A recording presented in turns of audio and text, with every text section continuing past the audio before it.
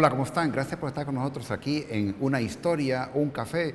Soy Arnulfo Ramírez de la Costa, profesor del departamento y también de la carrera de Historia de nuestra Facultad de Ciencias Sociales, pues aquí tratando de hablarnos de esta historia, invitando a todos los historiadores con sus investigaciones, con sus trabajos.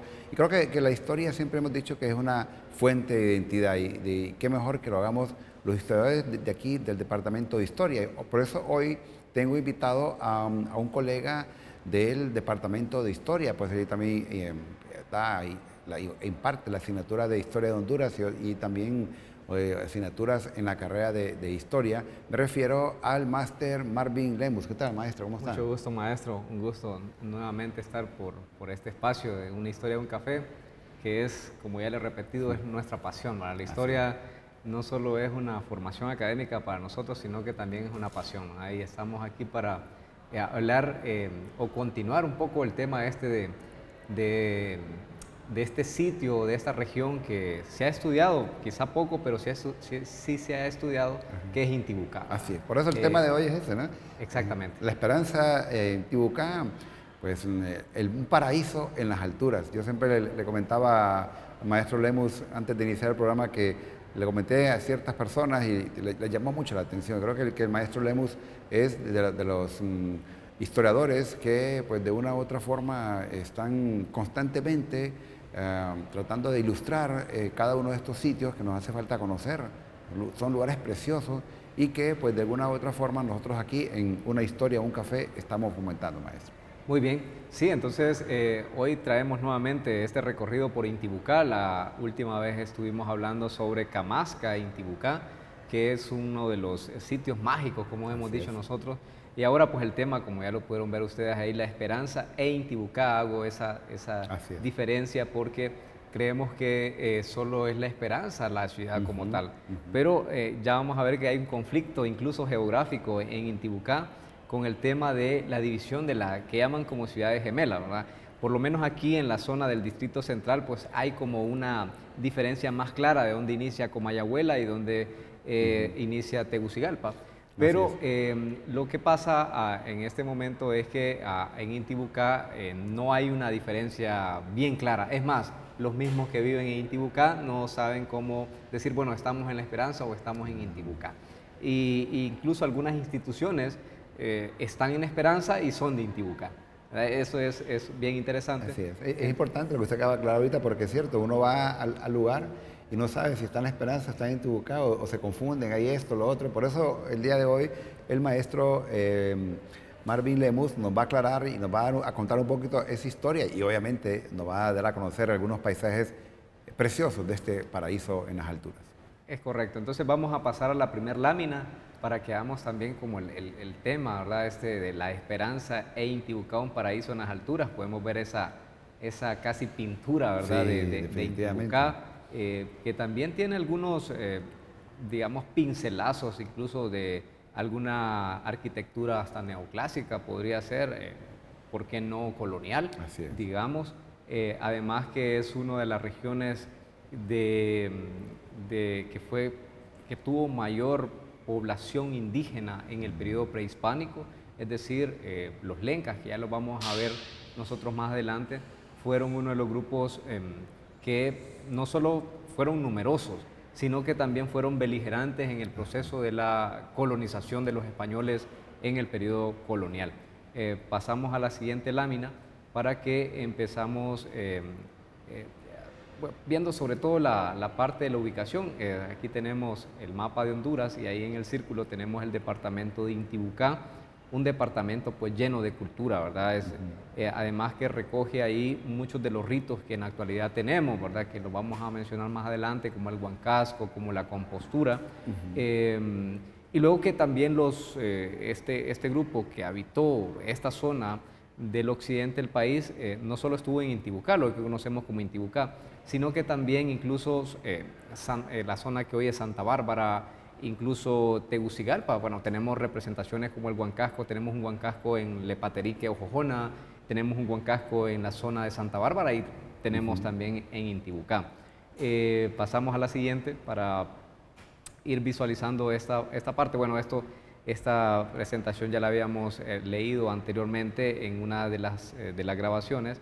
El departamento de Intibucá entonces se encuentra ubicado en el occidente de Honduras. Ahí comparte con otros departamentos como Cotepeque, como La Paz, por ejemplo. Y según Noé Pineda Portillo, fue creado el 16 de abril del 83, de 883, durante el gobierno de Marco Aurelio Soto, desmembrando su territorio del departamento de Gracias. Entonces, Intibucá era perteneciente, digamos, a esa zona de Gracias en principio, ¿no? Luego ya se van desmembrando y en el gobierno de los reformadores liberales de Marco Aurelio Soto y Ramón Rosa, pues se eleva a categoría de departamento.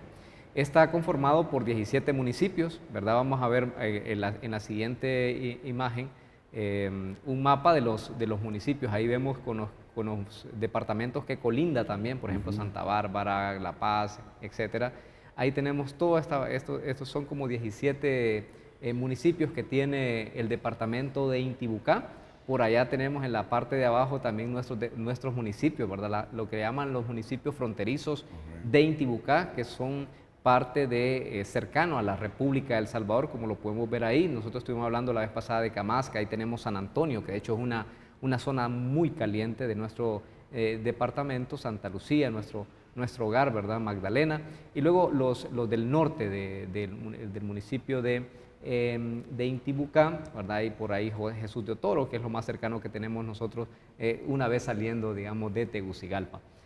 Pasamos a la siguiente. Solo que quería comentar en esta misma, maestro, qué interesante, porque miren, tenemos este departamento tiene fronteras con Santa Bárbara, Comayagua, Lempira, La Paz y todavía con la República de El Salvador. Es una influencia de todo. Exactamente, por eso todos esos municipios que usted ve desde más o menos Concepción, Colomoncagua, Camasca, San Antonio y Santa Lucía, todos estos municipios hacen viajes constantes, como lo mencioné en una presentación anterior, hacia El Salvador, porque les queda más cerca. Claro. De hecho, Colomoncagua pues tiene puntos fronterizos ciegos ahí en lo que conocemos como Perquín en El Salvador, y luego nosotros también tenemos, ¿verdad? Claro. Yéndose por la zona de Magdalena, llegamos a la represa, esta nueva represa que hizo el presidente, o que inauguró el presidente Nayib Bukele, la represa del Chaparral que nosotros conocemos. Llegamos hacia esa zona y ya estamos dentro de El Salvador, ¿verdad? Sin pasaporte, ¿verdad? Porque son como clandestinos, ¿verdad? Esas entradas por esa zona. Bueno, y así la miraban los antiguos antes, ¿verdad? No habían fronteras, las fronteras las han hecho los humanos como tal. Claramente. No, pasamos entonces a la siguiente. Este cuadro es del libro de Linda Newsom, del costo de la conquista, ¿verdad? Ella dice que era un estimado de la población indígena antes de la conquista basado en evidencia cultural y ecológica. Vemos el occidente y centro, era una de las zonas de mayor población indígena, casi 1 millón de indígenas, porque ahí estaba claramente los lencas, sobre todo. Sí. La zona de oriente, ¿verdad? Que ahí lo marca como el paraíso, Lancho, gracias a Dios, ¿verdad? Y tenían casi 500 000 de habitantes, y luego la área Jicaque o el área Tolupán que nosotros conocemos, que oscilaba entre los 16.000 habitantes, era poco. Y en ese momento teníamos alrededor de 1.396.000 habitantes. Eso es lo que dice Linda Newsom. Y resulta, pues revisando los censos de nuestro país, que fue tanto el descalabro, digamos, demográfico, que en realidad nosotros vamos a regresar a tener 1 millón de personas hasta el periodo de Tiburcio Carías Andino, ¿verdad? Estamos hablando pues del periodo de Tiburcio Carías Andino, va desde 1933 hasta 1948-49. Hasta ahí se puede ver en el censo que llegamos a 1 millón de personas. Después de todo ese movimiento de las enfermedades, de la explotación hacia los indígenas en el periodo colonial. Entonces podemos ver nosotros en realidad la fortaleza de una vista mala, digamos, de lo que se dio en el periodo colonial. Pasamos a la siguiente. Ahí tenemos más o menos el área de los lencas. Es lo que hoy vemos casi toda la zona occidente, o sea, casi que agarraba toda la zona occidente, por ahí se movían los lencas. Y luego pues hemos visto que los lencas, algunas fuentes incluso hablan de lencas en la zona norte de Honduras, pero quizás es más relativo eso porque en realidad se concentraron en esta parte centro-occidente de Honduras y por eso hemos dicho que no solo en el periodo prehispánico fue una de las poblaciones más numerosas, sino que también en la actualidad los lencas es uno de los grupos indígenas más numerosos junto con los misquitos, ¿verdad? Y que también sostienen muchas de sus manifestaciones culturales del periodo prehispánico, claramente con lo que hablamos también la última vez, con lo que se llaman los sincretismos culturales, es decir, involucrar elementos que no es que a veces dañen, pueden fortalecerlos, ¿verdad?, a sus rituales, pero claramente eso fue por una influencia sobre todo del periodo colonial. Vamos a ver esta parte de la división geográfica. Vemos ahí que la tecnología marca dónde es Intibucá y dónde es La Esperanza. Ajá. Por ahí más o menos nos podemos guiar. Si vemos las líneas, por ejemplo, esa por donde dice Finca Las Flores, esa es una entrada más o menos que hace una diferencia donde es Intibucá y luego esta otra parte azul de la parte de abajo es la entrada por Marcala. Entonces, entrando, digamos, a Intibucá, cuando uno entra de frente, para que más o menos nos vayamos entendiendo, a la mano izquierda tendríamos La Esperanza, la ciudad de La Esperanza, y a la mano derecha tendríamos la ciudad de Intibucá. Pero resulta que, por ejemplo, en esta zona de las ciudades gemelas, que nosotros así le llamamos, porque todos pensamos que en realidad la ciudad es La Esperanza, e Intibucá no es parte de la ciudad, pero son dos, lo han catalogado como dos ciudades gemelas. Entonces, por ejemplo, las arquitecturas de la religión católica, es decir, las iglesias, están en La Esperanza y no en Intibucá. Es decir, que al final, pues ahí tenemos un problema. Hay dos alcaldías, tenemos dos alcaldías ahí. En el mismo sitio. En el mismo, digamos, si las alcaldías están separadas, digamos, tenemos la alcaldía de La Esperanza y tenemos la alcaldía de Intibucá. Los cementerios casi siempre están en La Esperanza, casi todo, es que esa es otra cosa que debemos de decir acá, que La Esperanza en el periodo colonial sobre todo pertenecía más a la zona de los mestizos, ¿verdad? Esa zona mestiza, e Intibucá era la zona más indígena, la zona más lenca, digamos. Entonces por ahí podemos entender nosotros un poco la diferencia entre esta pugna también de poder, porque hay una pugna de poder entre la zona que también habitaron, que probablemente algunos componentes españoles, sobre todo los criollos, ¿verdad?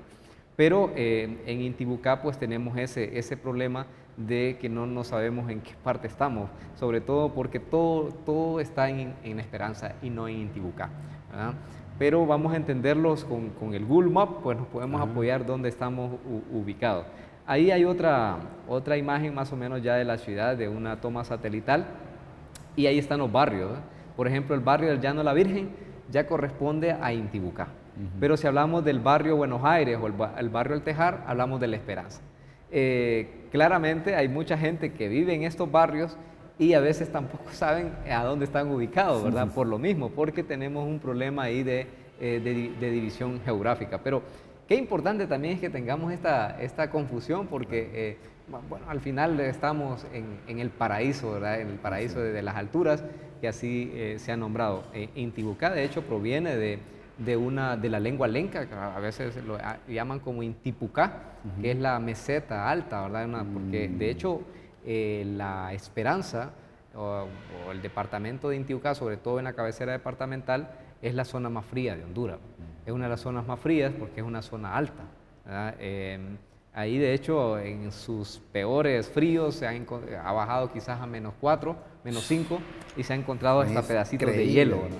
Pedacitos de hielo. Bueno, la vez pasada murieron hasta unos señores pues, que andaban con la cuestión del alcohol y murieron por la cuestión del frío. Entonces es importante eso porque es bastante el frío que hace en Intibucá.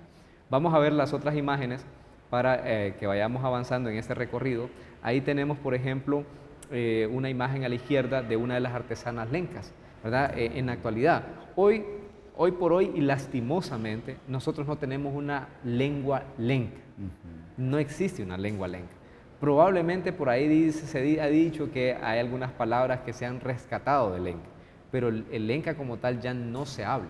Ya no hay como una lengua como la misquita, que usted puede escuchar a los misquitos hablando, pero lenca no existe. Lo que hoy muchos estudiosos han dicho es que lo que existe es campesinos de tradición lenca. Es decir, que sí recogen algunas manifestaciones culturales, pero dejaron por fuera algo muy importante, la lengua. Es decir, que está como semiviva, digamos, la cultura de los lencas, pero se perdió bastante de eso. Y ahí tenemos a una de las muchachas levantando un mantel que son los telares lencas, bien coloridos que se hace. De hecho, ellos confeccionan su propia ropa, ¿verdad? Andan ese pañuelo en la cabeza. También andan, que ahora no recuerdo el nombre, donde cargan el niño en la parte de atrás y cuando van a amamantar lo pasan en la parte de adelante. Luego también tenemos estas mujeres, la mayoría de las mujeres lencas están organizadas, ¿verdad? Hay organizaciones. Eso es muy importante, ¿no? Muy importante. Sí, claro, y ahora se les ha resaltado mucho. Y eso es muy importante porque los pueblos indígenas pues están tomando la forma que tuvieron que haber tomado desde el principio, ¿verdad? Que no era que eran la cara cultural de nuestra nación, sino es un grupo vivo. No solo ellos representan la cultura de que hacen las artesanías, los telares, sino que primero son humanos, ¿no? Entonces hay que darles ese sentido de la humanización que se perdió en el periodo colonial, sobre todo cuando ya los españoles, que los vieron más como un artefacto, como un objeto, que como alguien que podían intercambiar culturalmente, ¿verdad? Entonces, eso es interesante. Pasemos a la siguiente.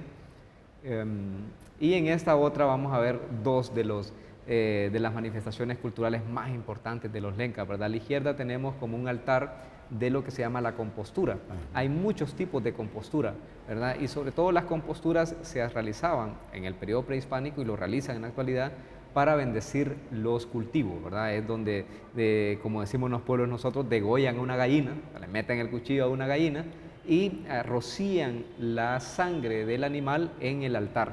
Y eso significa una bendición para sus cultivos, ¿verdad? Entonces luego matan la gallina, la hacen en sopa, ¿verdad? Y se toma la sopa y también hacen una mezcla entre chicha, cacao, ¿verdad? Y chilate a veces. Son bebidas que ellos toman allá. De hecho, en Intibucá nosotros tenemos muchas de esas bebidas a base de maíz. Y luego a la mano derecha tenemos, y muy interesante esta imagen porque ahí vemos el sincretismo así, visual, súper visual.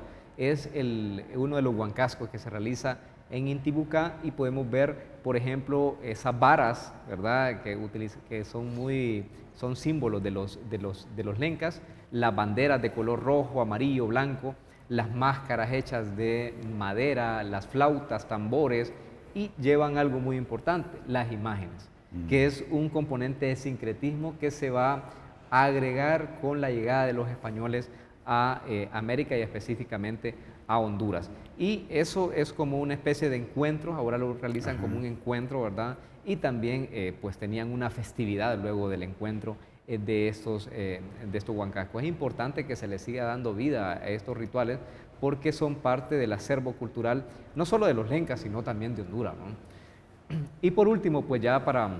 Solo antes de lo que usted hablaba de los colores, que es importante resaltar un poco, pues estos colores que usted menciona, y si vamos un poquito a la cosmovisión mesoamericana, pues los colores también tienen que ver con los puntos cardinales. Por ejemplo, el norte es el color blanco, el sur el color amarillo, el rojo representa el este y el negro el oeste, ¿no? Bueno, estoy hablando un poquito de toda la cosmovisión mesoamericana, sobre todo con el tema de los mayas. Entonces vemos cómo de una u otra forma podríamos decirlo hoy día, son los colores primarios, ¿no? Los colores que se utilizan para combinar otros colores, para que nos demos cuenta de dónde están las raíces, ¿no? Nuestras raíces están en estas culturas, sobre todo en el caso de los lencas, maestro Lemus, que sabemos que los lencas son la población mayoritaria, estuvieron desde el principio aquí en Honduras.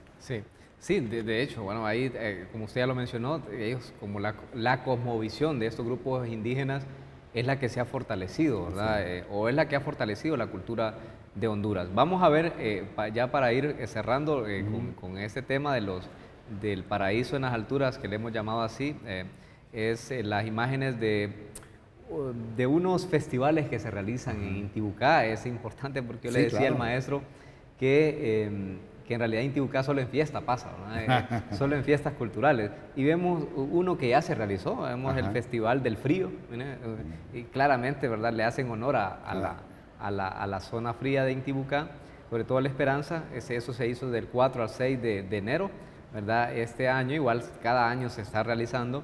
Y van tomando fuerza estos festivales. Realmente la ciudad más fría de Honduras, ¿no? Es la ciudad, una de las ciudades más frías, de hecho. Y claro, ahí es como sentirse un poco allá en los Estados Unidos en su momento, ¿verdad? En su etapa más fría. Pasemos a la siguiente.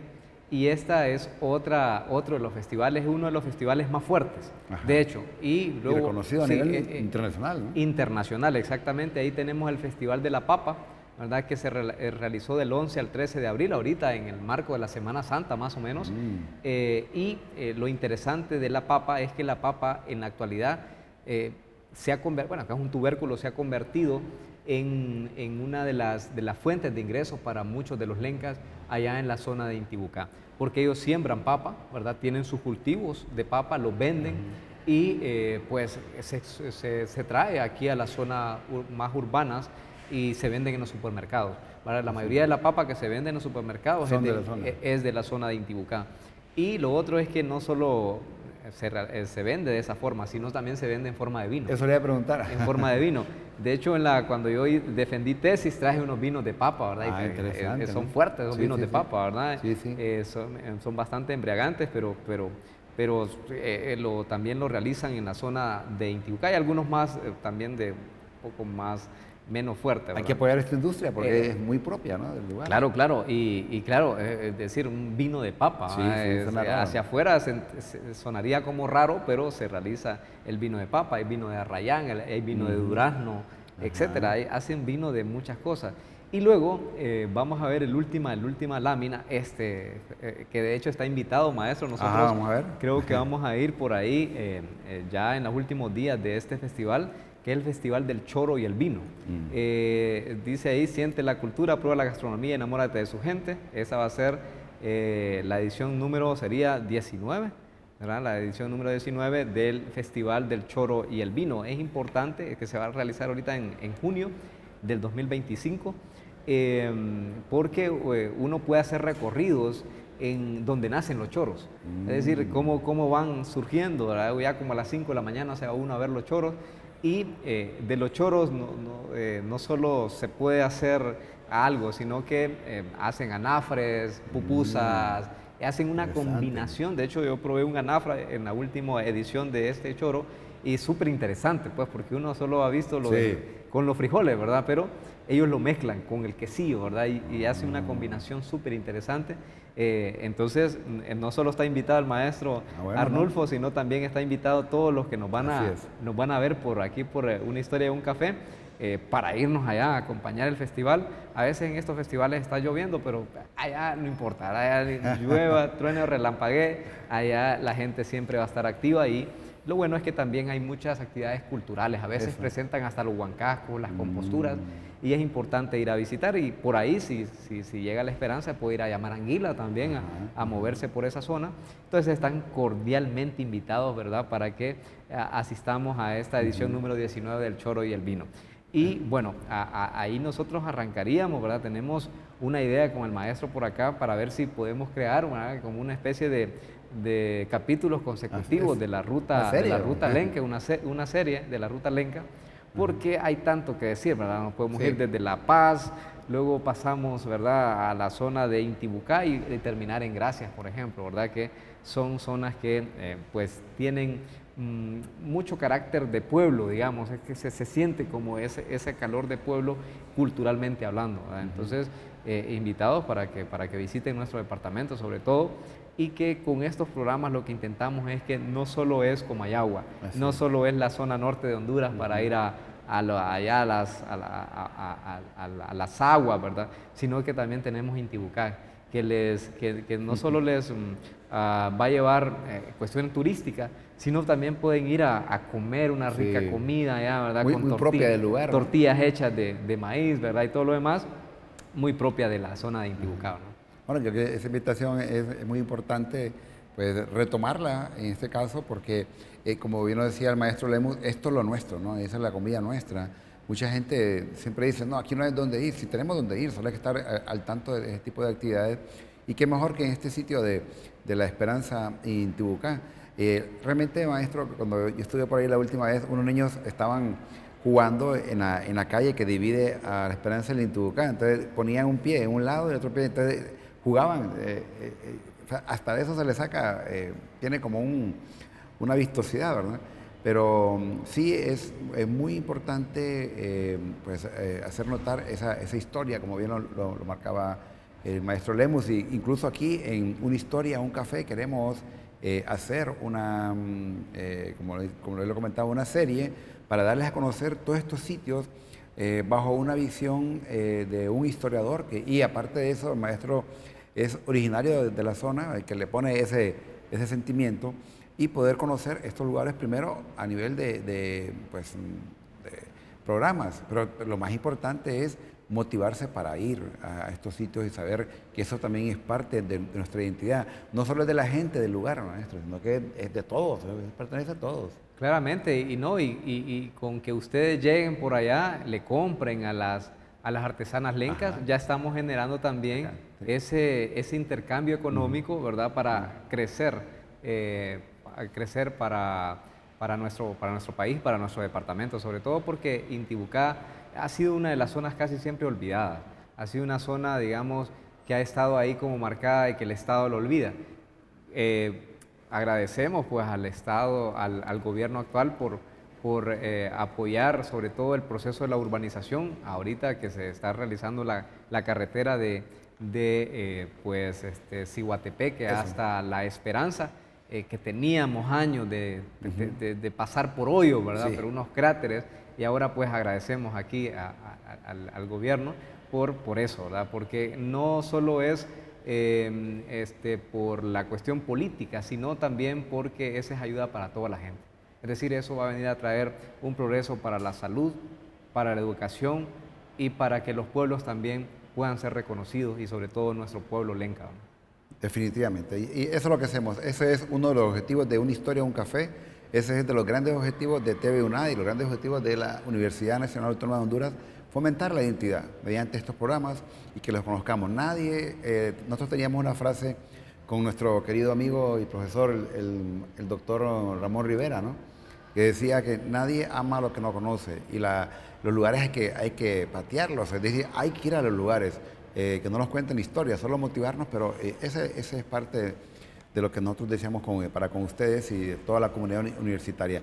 Mensaje final, maestro, a toda esa comunidad que nos ve pues, a nivel de todo Honduras, de todos los centros regionales. Nuestra universidad está en todo Honduras. Bueno, en principio, decirles que tenemos una cita al final de junio, ¿verdad? Ya vimos lo del Festival del Choro y el Vino, para ir a degustar en todas sus presentaciones el choro y sobre todo los vinos. Hay muchos vinos, ¿verdad?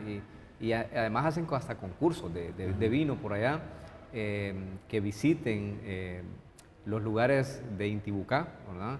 Que acompañen también el proceso económico que tienen nuestras artesanas por allá, que les compren los telares y todo lo demás, porque es parte de nuestro acervo cultural.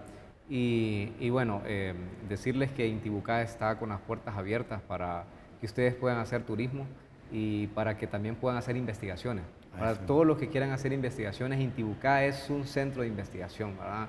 Con solo ir a investigar la medicina tradicional de los lencas ya es un proceso de investigación súper grande. De hecho, tenemos algunas compañeras, ¿verdad?, que ya están estudiando tema de medicina de los lencas, esa medicina prehispánica, digamos, ¿verdad? De plantas, de hierbas, de raíces, ¿verdad? Entonces es importante también que Intibucá presenta eso para nuestro país. Así, bueno, nosotros le agradecemos sus conocimientos, sus aportes, y ya queda con este compromiso, maestro, de abrir esta serie para que podamos conocer esos sitios que usted, pues, qué mejor que una persona del lugar, un historiador y un profesor, en el caso del maestro Marvin Lemus, actual profesor del departamento y la carrera de Historia, maestro en Historia Social y Cultural, y bueno, cómo él está aportando y para poder conocer mejor estos lugares, ¿verdad? Y recuerden, estamos siempre en nuestras redes, estamos como Una Historia, Un Café, en las redes de TV UNA,